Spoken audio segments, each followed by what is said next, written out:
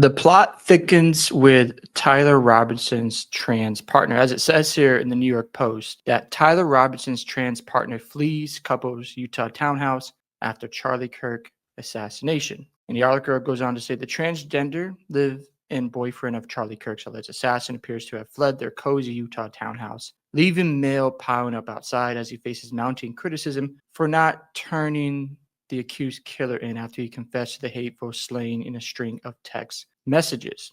Now, his transgender partner has been cooperative with the authorities. So, Lance Twiggs is the name, as it says there. He has been cooperative. As it says here, allegedly shot the Turning Point USA co founder. Why is it saying allegedly? I find that very interesting that they put that word in this article.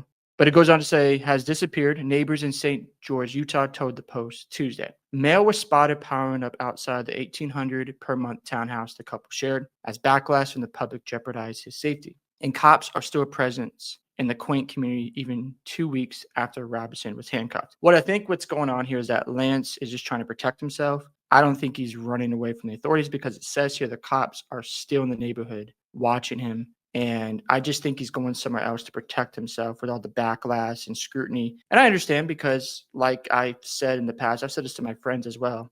I hope there's no retaliation from the right, like extreme right, where they go after influencers or after someone else. And responding with violence is never the answer. I'm glad that hasn't happened. I hope that continues because we do not need a civil war.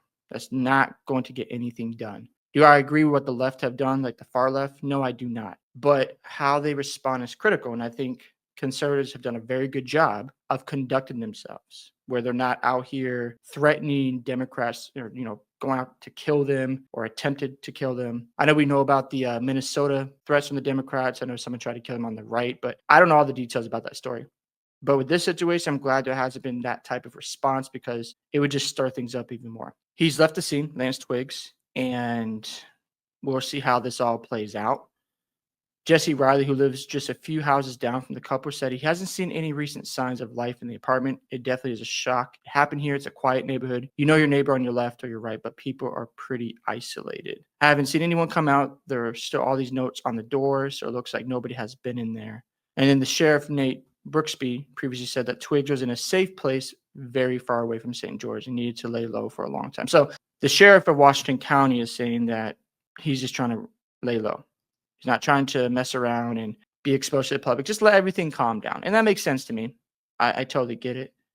And, people are upset because his partner didn't respond to what he said here and didn't turn him in to the authorities. I don't know how true that is, but I can understand why some people on the right are very upset with him. But he hasn't been charged with crime. He's been cooperative with the authorities. So I can't make assumptions that he has different intentions. I understand why people may feel that way, but think of it from a common sense perspective or just being logical here. It hasn't been reported.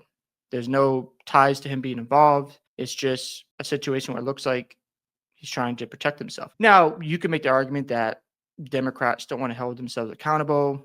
That's obvious. But in this situation, I don't see that. In my personal opinion, I don't see it in this article. However, if I was in their shoes and I had a relationship with somebody and they went out and assassinated an influencer, I would want to protect myself too. Think about it. If you have backlash in the public, you want to stay out of the spotlight. Just think of it that way. You don't want to be caught up in public and people are asking you questions because they know this person's face and they probably just want to lay low for now, let the tide calm down. And like I keep saying, I'm glad the right is not responding with violence. And I'm hoping that continues. And just let the far left expose themselves. Let them continue to show who they really are.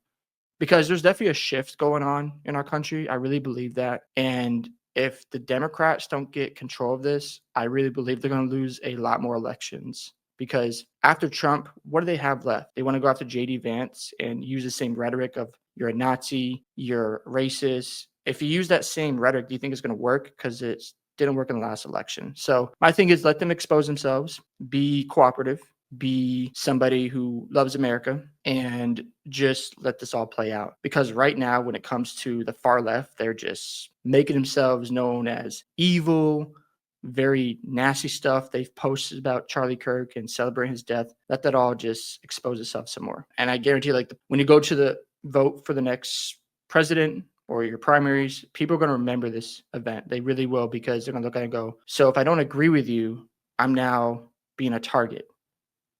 That isn't healthy for anybody. I'm hoping, and I've said this before, that we get back to a point where we can have healthy dialogue and the best ideas can win these elections. That's what I'm hoping for. Because if your ideas don't work, then the public has spoken. And that's it. And that's what happened here. And people on the far left have a hard time accepting that. But that's just how democracy should work, in my opinion. Hope you guys enjoyed my reaction to this article. Love to hear your thoughts about Tyler Robinson's partner fleeing the scene. Don't forget to like and subscribe to the channel, and I'll catch you guys in the next one.